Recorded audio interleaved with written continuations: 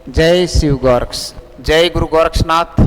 प्रिय साथियों, उसी अनुक्रम में यानी आदिकालीन साहित्य प्रश्नोत्तर पर हम लोग बातचीत करेंगे। बेहतरीन क्वेश्चन 81 नंबर पर आपकी स्क्रीन पर है। बीसल देव, इसको थोड़ा ठीक कर लें आप। बीसल देव रासो का प्रधान रस कौन सा रहा है? श्रृंगार। इसीलिए तो बीसल देव रासो अन्य रासो ग्रंथों से अलग है। अन्य रासो ग्रंथों से विलग क्यों है बीसल देव रासो? क्योंकि बाकी रासो ग्रंथों का प्रधान रस वीर है, जैसे खुमान रासो, राइट, परमाल रासो, पृथ्वीराज रासो। इन रासो ग्रंथों का जो प्रधान रस है वो वीर है, जबकि बीसल देव रासो का प्रधान रस श्रृंगार है, अर्थात ये पिंगल शैली में लिखा गया। बीसल देव रासो पिंगल शैली का काव्य है। शैली क्या हो गई? पिंगल, क्योंकि ये श्रृंगार परक रचना है और श्रृंगार को रसराज कहा जाता है। मतीराम की रचना भी है रसराज, श्रृंगार, छंदसार, ललित ललाम, अलंकार पंचाशिका।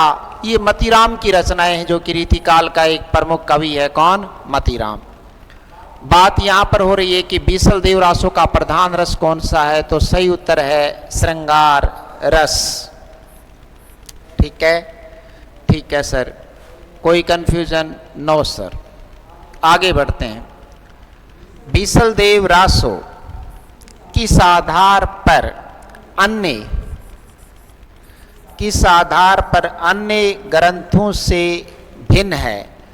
तो इसका उत्तर भी यही है कि रस के आधार पर बीसल देव रासो अन्य ग्रंथों से विलग है, अलग है।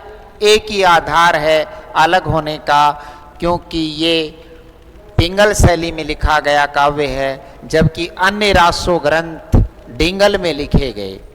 फिर भी मैं आपको कहना चाहूँगा कि आप उच्च स्तरीय शिक्षा प्राप्त कर रहे हैं, तो जहाँ तक पृथ्वीराज रासो का सवाल है, पृथ्वीराज रासो डिंगल और पिंगल दोनों में लिखा गया, क्योंकि उसमें दोनों प्रमुख रस हैं, वीर भी और श्रृंगार भी।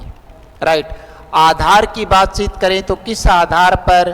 क्योंकि रस काव्य की आत्मा होती है, रस जीवन की आत्मा भी है और रस काव्य की आत्मा, काव्यात्मा भी है। ठीक है ना?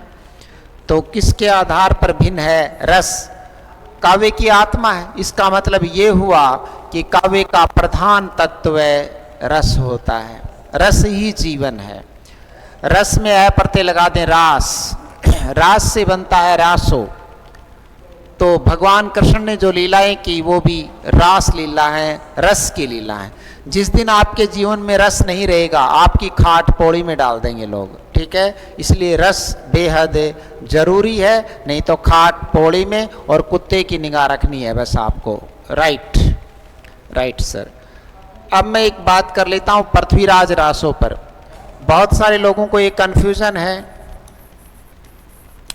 कि पृथ्वीराज रासों की शैली कौन सी है। इसमें डिंगल प्रमुख है, यानी वीर प्रमुख, डिंगल व पिंगल मिश्रित, डिंगल व पिंगल मिश्रित शैली या शैलियां प्रयुक्त की गई किसमें? पृथ्वीराज रासों की। तो यहाँ पर सही उत्तर होगा डिंगल व पिंगल मिश्रित। पहले नाम किसका आ रहा है? सर डिंगल का आ रहा है, इसलिए 60% प्रधानता डिंगल की है और 40% प्रधानता पिंगल की है। ओके दोस्तों? Okay sir. ये बात मैंने क्यों की, आप पीछे आए, कि बीसल देव रासो किस आधार पर रासो ग्रंथों से भिन्न है? रस के आधार पर, प्लस बीसल देव की जो शैली है वो पिंगल है, क्योंकि ये श्रृंगार परक रचना है। इसी बात को मैंने यहाँ समझाया है कई बार। ये कई मर्तबा ये क्वेश्चन पुटअप हुआ है कि पृथ्वीराज रासो की शैली कौन सी है? डिंगल, पिंगल, डिंगल नंबर 1, पिंगल नंबर 2, डिंगल व पिंगल मिश्रित नंबर 4, इनमें से कोई नहीं। तो नंबर 4 पर ऐसे भी लिख सकते हैं आला शैली, लेकिन ऐसा नहीं है, आला शैली में परमाल रासो लिखा गया। तो ये सही उत्तर है डिंगल व पिंगल मिश्रित शैलियां काम में ली गई, किसमें? पृथ्वीराज रासो में। ओके दोस्तों, ओके सर, आगे बढ़ें। जी सर, हमने 81 82 पढ़ा, अब हम क्वेश्चन नंबर 83 पर आ गए। 12 बरस ले कुकर, कुकर का मतलब कुत्ता, 12 बरस ले कुकर जिए और 13 लो जिए सियार, बरस 18 अक्षत्रिय जीवे आगे जीवन रो धिक्कार। तो 12 बरस ले कुकर, कुकर का मतलब कुत्ता जीवे, और 13 लो जिए सियार, सियार का मतलब गीदड़, बरस 18 क्षत्रिय जीवे, जीवे आगे जीवन रो धिक्कार। ये पंक्तियां किस रासो ग्रंथ से हैं? तो इसका सही उत्तर है परमाल रासो। परमाल का वास्तविक नाम परमाल वास्तविक नाम था, और राजा परमाल ने परम मिरदेव की उपाधि धारण की थी। कौन सी उपाधि धारण की थी? परम मिरदेव। तो परम मिरदेव के आश्रय में रहते थे कवि जगनिक। सर हाँ, परम मिरदेव कहाँ के राजा थे? महोबा के राजा थे। कहाँ के राजा थे? महोबा नरेश। इनके आश्रय में कविराज जगनिक रहते थे, जिनकी फड़कती भाषा है। कैसी भाषा है? फड़कती। और परमाल रासों को पढ़कर कायर से कायर व्यक्ति भी तलवारबाज बन जाता है, अर्थात स्फूर्ति आ जाती है। स्फूर्ति यानी उत्साह, स्फूर्ति बोले तो उत्साह। और वीर रस का स्थायी भाव है उत्साह या स्फूर्ति। स्थायी भाव कौन सा? उत्साह या स्फूर्ति। ठीक है। महोबा के राजा थे परम मिरदेव, ये उपाधि है, वास्तविक नाम परमाल। तो ये पंक्तियां हैं परमाल रासों से। अब सवाल ये पैदा होता है कि परमाल रासों के रचनाकार कौन है? महाकवि जगनिक, जो कि महोबा के राजकवि हैं। कहाँ के राजकवि हैं दोस्तों? महोबा के राजकवि जगनिक की महानतम रचना परमाल रासो पर हम लोग बातचीत अभी कर रहे थे। क्वेश्चन नंबर 84 था 84 सिद्ध हुए हैं दोस्तों। हाँ सर, ठीक है, आगे बढ़ो। यस, बीसल देव रासो की नायिका है राजमती। बीसल देव रासो की नायिका है राजमती, जो कि पिछले जन्म में मादा हरिण थी। पिछले जन्म में प्रिय साथियों क्या थी? मादा हरिण थी। सर पिछले जन्म में कहाँ पर थी ये मादा हरिण के रूप में? उड़ीसा में रहती थी। उड़ीसा का प्राचीन नाम उत्कल देश। कौन सा? उत्कल देश, राइट। राष्ट्रगान में लिखा ना, उत्कल बंगा द्राविड़ यमुना उत्कल बंगा। उत्कल यानी उड़ीसा, जहां भगवान जगन्नाथ का मंदिर भी है उड़ीसा में। तो उड़ीसा में मादा हरिण थी। इस बार उसका जन्म राजस्थान, आप इसे राजस्थान नहीं कहकर गुजरातरा कह सकते हैं, क्योंकि जिस सदी की ये रचना है और जिस सदी का ये कालखंड है और जिस सदी का ये घटनाक्रम है, उस समय राजस्थान इसका नाम नहीं था। उस समय इसका नाम गुजरातरा देश था, गुर्जर देश कहा जाता था। अब आप इसको राजस्थान कह सकते हैं। इस समय मरुस्थल में राजमती का जन्म हुआ और बीसल देव से विवाह हुआ। किससे विवाह हुआ? अजमेर के राजा बीसल देव से उनका विवाह हुआ। ठीक है दोस्तों। और राजमती भोज परमार की पुत्री है। भोज परमार की पुत्री कौन? राजमती। हम 85 क्वेश्चन पर हैं। जी सर 86। ये म्यू नहीं, ये प्यू है, प्रिय साथियों, जब अपन कोई चीज को ठीक करते हैं तो इसके कई मायने होते हैं। एक तो ये कि पढ़ाने वाले को पता है, नहीं तो जो बोर्ड पर लिखा हुआ वही पढ़ता है, उसको कुछ कई बार तो कुछ आता जाता भी नहीं है ऐसे व्यक्ति को। दूसरी बात, जहां हम ठीक करते हैं, जैसे बस में जहां आपको गड्ढा आया, आपके झटका लगा, तो वहां आपको याद रहेगा कि वहां गड्ढा है। तो जहां जहां हम ठीक करते हैं वो चीजें हमें ज्यादा याद रहती हैं। पीव का मतलब है हस्बैंड। पीव चित्तौड़ने आवियु सावन पहली तीज, जोवे बाट विरहणी अण अण आवे खीज। तो ये पंक्तियां किस रासो ग्रंथ से हैं? तो इसका उत्तर है खुमान रासो। जबकि लोग इसे पद्मावत की करके आते हैं, क्योंकि वहां भी चित्तौड़ का उल्लेख है। तो आप इस बात को समझिए, ये खुमान रासो की पंक्तियां हैं।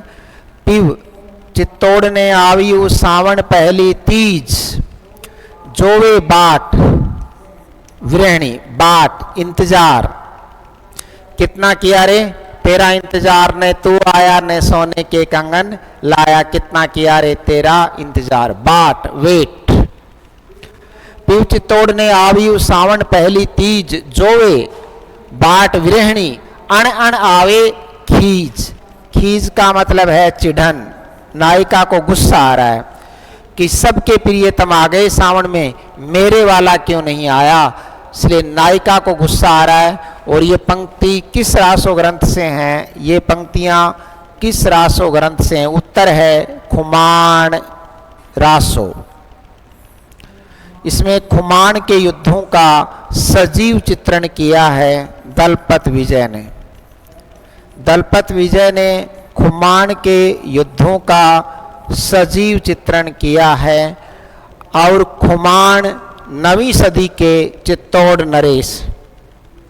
प्रिय साथियों, खुमान जो हैं वो कौन सी सदी के? 9वीं सदी के चित्तौड़ नरेश। और ये बेहतरीन पंक्ति है क्योंकि नायिका का प्रियतम युद्धों में रहता है और श्रावण मास में भी नहीं आता, जबकि अधिकतर नायिकाओं के पति हीरो श्रावण मास में आ जाते हैं। तेरी 2 टकिया की नौकरी, मेरा लाखों का सावन जाए, हाय हाय ये मजबूरी, ये मौसम और ये दूरी। वो वाली बात है कि सबके आ जाते हैं पर ये नहीं आया, इसीलिए थोड़ी गुस्से में है नायिका, चिढ़ जाती है। और आप में से भी कोई नायिका होगी जो अपने पति पर हो सकता है चिढ़ जाती हो, है ना? तो हो सकता है आप पर भी ये बात सटीक बैठ जाए, आपका पति भी आपका ध्यान नहीं रखे, श्रावण में भी महीने में भी नहीं आए। ठीक है, ओके सर, अब आपको ये बात याद हो गई। इसलिए याद हो गई, लोग पढ़ाते हैं, साहिल सर याद कराते हैं। और मेरे को एक वरदान है प्रिय साथियों कि मेरा पढ़ाया हुआ कभी विस्मृति के गर्भ में नहीं जाता। You are never forget. आप कभी नहीं भूल पाओगे अगर वो मैंने पढ़ा दिया और आपने पढ़ लिया, बड़े मुनासिब इरादों के साथ। आगे बढ़ें जी सर। खुमान रासो के रचनाकार कौन है? दलपत विजय। इसमें 9वीं सदी के चित्तौड़ नरेश, 9वीं सदी के चित्तौड़ नरेश खुमान के युद्धों का सजीव चित्रण किया है। खुमान के युद्धों का सजीव चित्रण किया है किसने? दलपत विजय ने। ठीक है प्रिय साथियों। हाँ जी सर। क्वेश्चन नंबर 88, हिंदी में छंद, छंद बोले तो मीटर्स, वर्ष, ये पर्यायवाची। हिंदी में छंद पर आधारित पहला प्रामाणिक ग्रंथ उपलब्धता के आधार पर है। किसके आधार पर? उपलब्धता के आधार पर ग्रंथ कौन सा है? प्राकृत पेंगलम। मैं इसको ठीक कर देता हूं। ठीक करने से बहुत मजा आता है, किसी चीज को ठीक करते हैं ना हम। हमें कोई ये कहता है कि गलती निकालो, तो गलती निकालने में मजा आता है ना, आनंद, तो मुझे भी आता है और आपको भी आएगा, इसलिए याद हो जाता है। प्राकृत पेंगलम जो कि आदिकाल की रचना है, यानी छंद पर आधारित हिंदी में उपलब्ध पहला ग्रंथ है प्राकृत पेंगलम। ठीक है, अब सवाल ये पैदा होता है, सर इसको पेंगलम क्यों कहते हैं? क्योंकि छंद का प्रणेता पिंगलाचार्य है। और अलंकार का प्रणेता भामह है। तो मैं आगे इस बात पर गौर करूंगा। प्राकृत पेंगलम हिंदी में ये आदिकाल में उपलब्ध हो जाता है। कौन सा ग्रंथ? प्राकृत पेंगलम, जिसका विषय, जिसकी स्क्रिप्ट, जिसका कथानक, जिसका कथ्य है छंद। इसमें किस पर बात हुई है? छंद पर बात हुई है। और रीति का आगे चलकर रीति काल में, भक्ति काल में तो कोई छंद के ग्रंथ नहीं लिखे गए, लेकिन रीति काल में रीति ग्रंथ लिखे गए और उनमें सर्वाधिक सफलता मिली है मतीराम को। तो मैं आगे बात कर लेता हूं आपसे। प्रिय साथियों, हाँ सर, छंद का प्रणेता पिंगलाचार्य, इसलिए छंदोर्ण पिंगलम, अगर कोई व्यक्ति छंद पर ग्रंथ लिखता है तो उसे पिंगलाचार्य को याद करना निहायत जरूरी है। इसीलिए तो रचना का नाम है छंदोर्ण पिंगल, उसमें भी पिंगलाचार्य है। प्राकृत पेंगलम, देखो इसमें भी पेंगलम का मतलब है पिंगलाचार्य के मतानुसार। तो ये आदिकाल का पहला प्रामाणिक ग्रंथ है। इसके बाद रीति काल में छंद शास्त्र का मर्मज्ञ विद्वान था। रीति काल में छंद शास्त्र का मर्मज्ञ विद्वान था मतीराम। छंद शास्त्र का मर्मज्ञ रहा है कौन? मतीराम। लेकिन ये रीति काल में हुआ। कौन से काल में प्रिय साथियों? रीति काल में हुआ। सर, मतीराम की प्रसिद्ध रचनाएं कौन कौन सी हैं जो उन्होंने रीति काल में लिखी? तो एक तो है छंदसार, ये भी मतीराम की है। इसके बाद उन्होंने अलंकार पर लिखी ललित ललाम, ललित ललाम। इसके बाद उन्होंने अलंकार पर ही लिखी अलंकार पंचाशिका। जैसे हनुमान चालीसा है वैसे अलंकार पंचाशिका। इन तीनों के रचनाकार ये विशेष रचनाएं हैं और ये मतीराम की रचनाएं हैं। प्रिय साथियों, ये किसकी रचनाएं हैं? मतीराम की। ये बात मैं इसलिए कर रहा हूँ छंद पर करने की वजह से। किस पर बातचीत करने की वजह से? छंद पर। छंद का संदर्भ जब हमारी स्क्रीन पर हो तब ये बातें मैंने की। मैं एक बार पीछे चलता हूँ जहाँ पर हम लोग बातचीत कर रहे थे।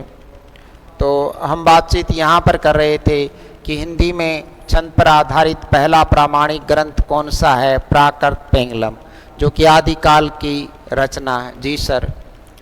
इसके बाद मैंने छंद का प्रणेता प्राकृत पेंगलम पर बात की। छंद शास्त्र का मर्मज्ञ विद्वान मतीराम काल है, रीति काल।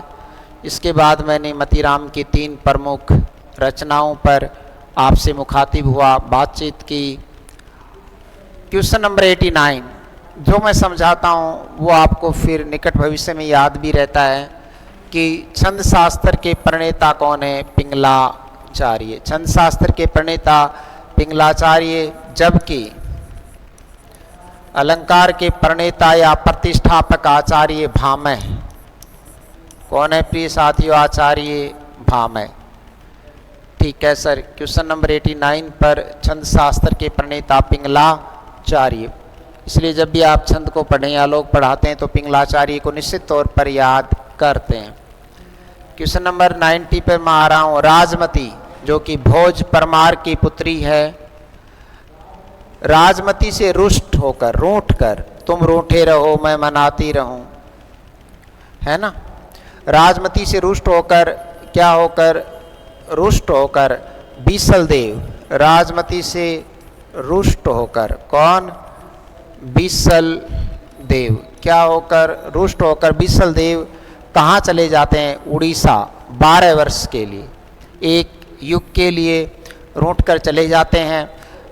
तो प्रिय साथियों, बीसल देव रासो जो है उन राजमती और बीसल देव के विवाह, वियोग व पुनर्मिलन की कथा है। 12 वर्ष के लिए चले गए।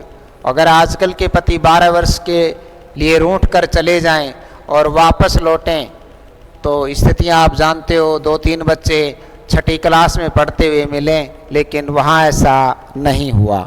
इसलिए राजमती का प्रेम उदात्तपूर्ण है, औदात्यपूर्ण है। राजमती का जो बीसल देव के प्रति प्यार है वो औदात्य से परिपूर्ण है।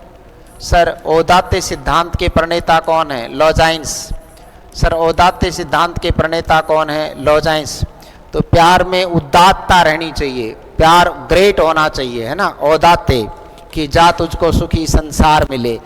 ये जो पंक्ति है कि जा तुझको सुखी संसार मिले, हालांकि उसमें ये पंक्ति बाबुल की दुआएं लेती जा, वो वाली बात है, पर इसको प्यार के मचान पर चढ़ा के देखें तो एक प्रेमी को भी अपनी प्रेमिका को ऐसे ही कहना चाहिए जब वो अपने ससुराल जाती है, तो जा तुझको सुखी संसार मिले, तेरी आंख के आंसू पी जाता ऐसी मेरी तकदीर कहाँ।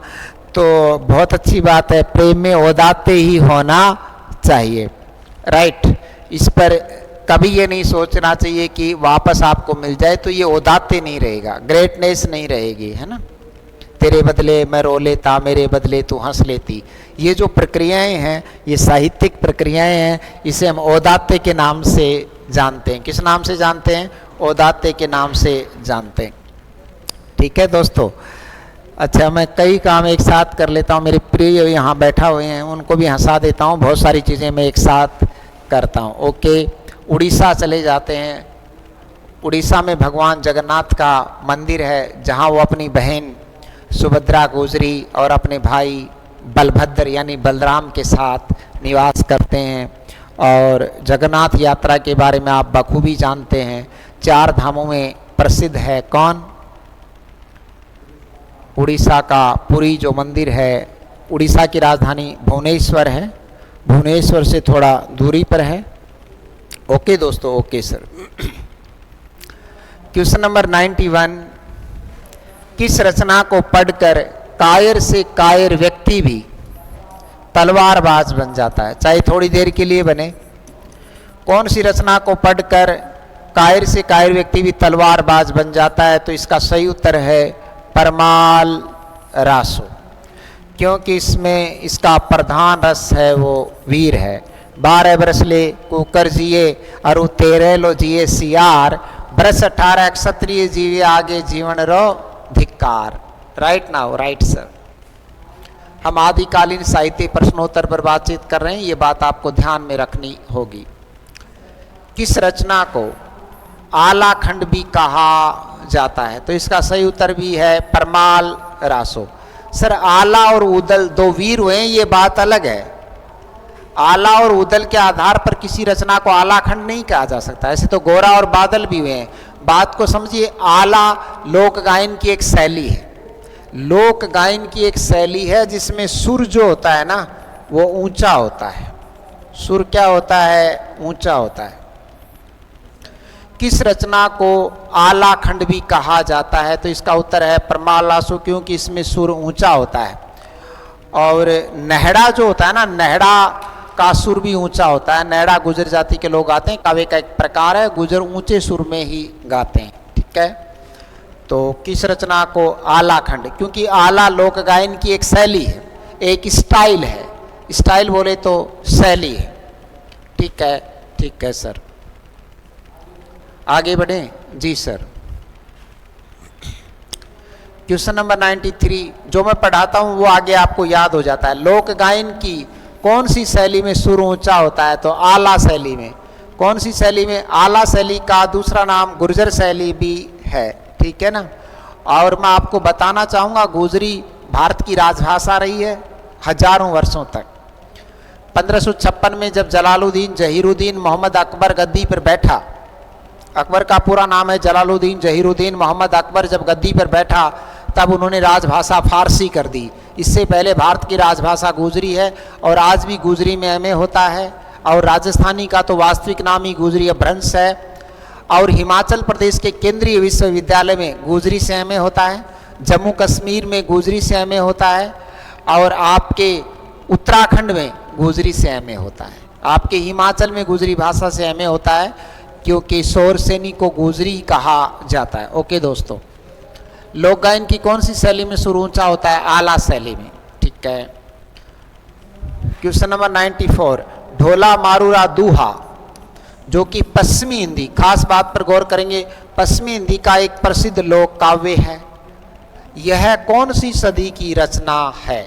तो प्रिय साथियों, यह 11वीं सदी की रचना है। और ढोला मारुरा दोहा में कौन से छंद को श्रेष्ठ बताया गया है?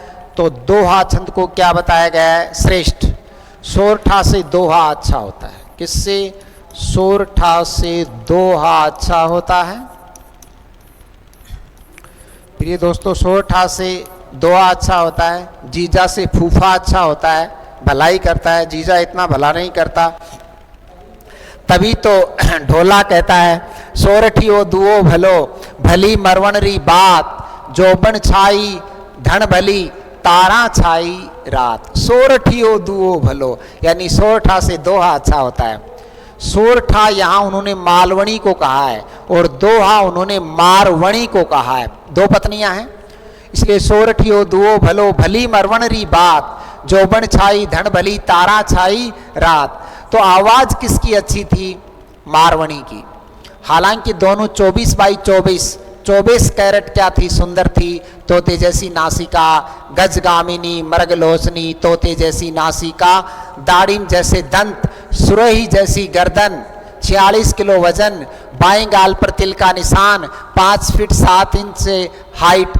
ऐसी नायिका को पद्मावती कहा जाता है। दोनों ही अपने आप में पद्मावती थी। पद्म जैसे लक्षणों वाली लड़की को पद्मावती कहा जाता है। आप केवल जो है पद्मावत में ही पद्मावती समझते हो। पद्मावतियां जो पद्म यानी कमल जैसे लक्षणों वाली लड़की, हर एक लड़की क्या होती है? पद्मावती होती है। पर आपको मुश्किल मिलेगी, इसलिए जो लड़के मुझे सुन पा रहे हैं या देख पा रहे हैं वो तो ऐसी कल्पना मत करें कि ऐसी मिल जाए आपको। भाग्य की बात अलग है, जो मिले उससे कर लेना। वैसे भी रेशियो उबड़ खाबड़ हो रहा है, आटा साटा ज़्यादा होता है।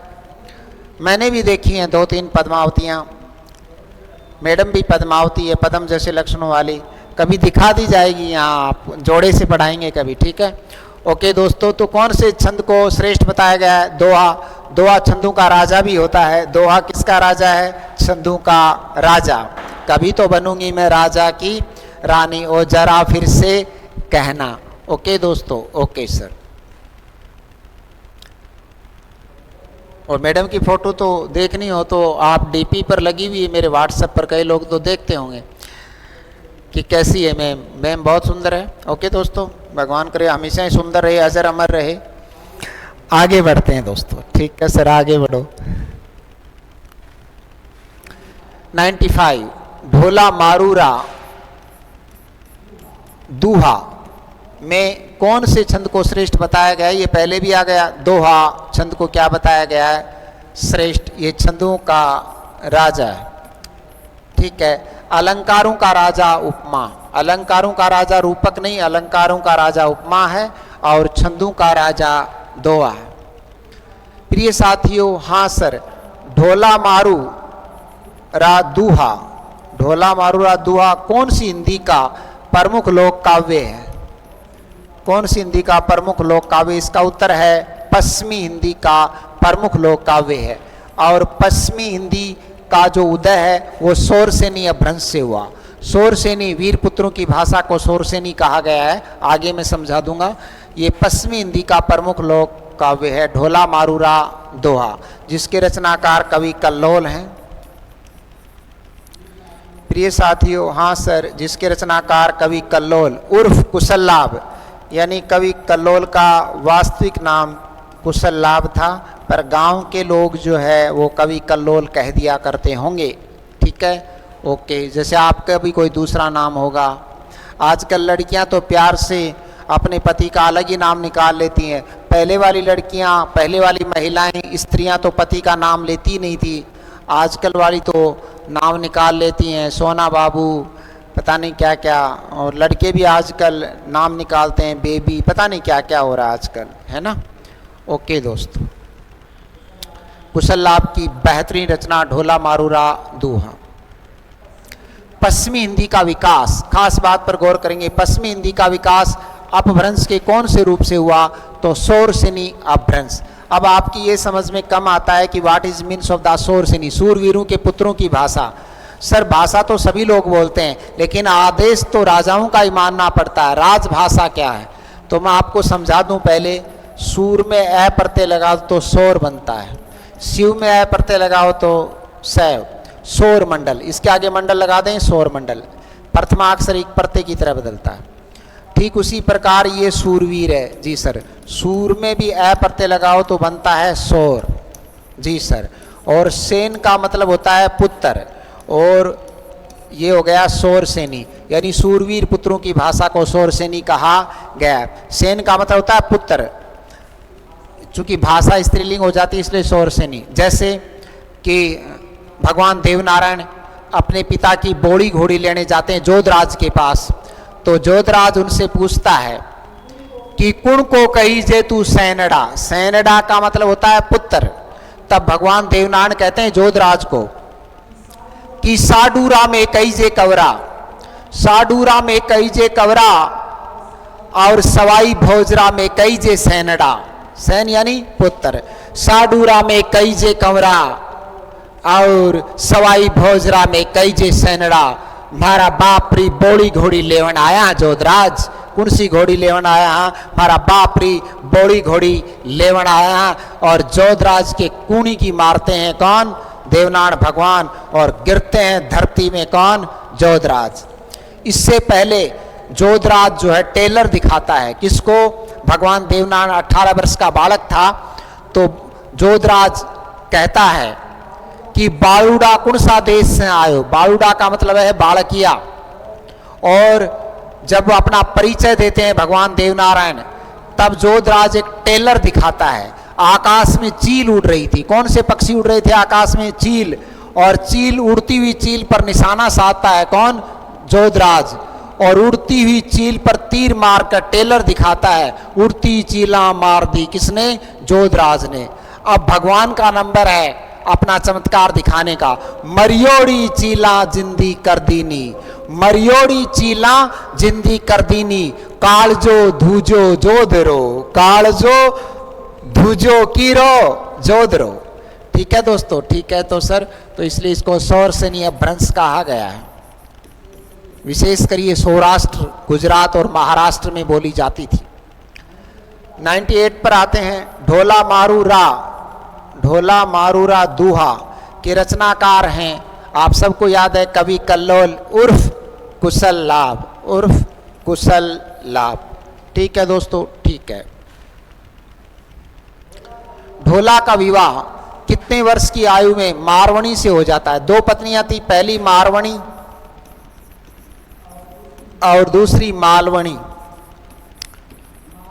मालवणी पुंगल के राजा पिंगल की कन्या थी, पुंगल यानी जैसलमेर, पुंगल के राजा पिंगल की कन्या कौन, मारवणी, और मालवा की राजकुमारी थी मालवणी। सर मालवा प्रदेश किसको कहा जाता है, राजस्थान का जो दक्षिण इलाका है जिसमें झालावाड़, कोटा, बूंदी और मध्य प्रदेश का धार क्षेत्र, धार और देवास, ये संयुक्त रूप से मालवा कहलाता है, तो वहाँ की थी मालवणी।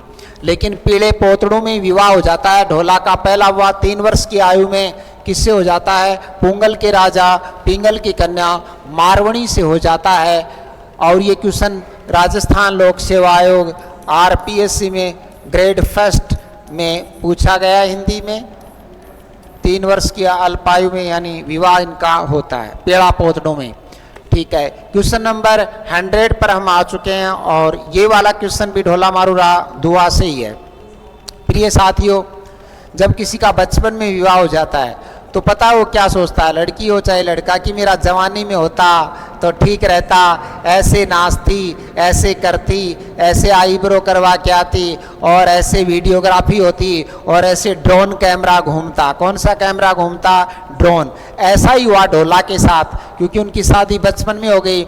अब जवानी में वो दूसरी शादी करना चाहते हैं, तो दूसरी शादी करने के लिए वो मालवा की राजकुमारी मालवणी के पास जाते हैं, और पीछे से एक लेटर लिखती है, कौन लिखती है, मारवणी।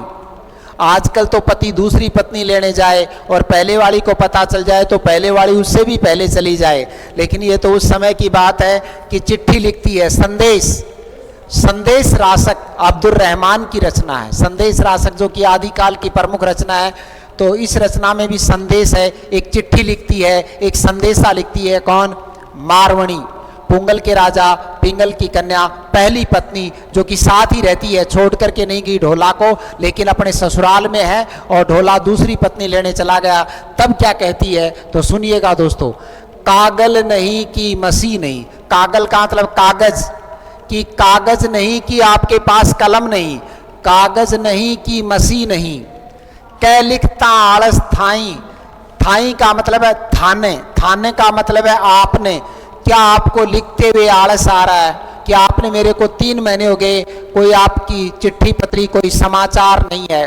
तो ये पत्र लिखती है, कागल नहीं कि मसी नहीं, कै लिखता आलस थाई के उन देशा का मतलब मालवा जिस देश में आप गए हो, के उन देशा संदेशड़ा मोल बड़ाई बिकाई, संदेशड़ा का मतलब है संदेशवाहक, डाकिया, चिट्ठीमैन, पोस्टमैन, वहाँ बहुत मोल बिकते हैं, यानी बहुत पैसा लेते हैं कि आपने मेरे को चिट्ठी नहीं लिखी। तो ये उलाहना है।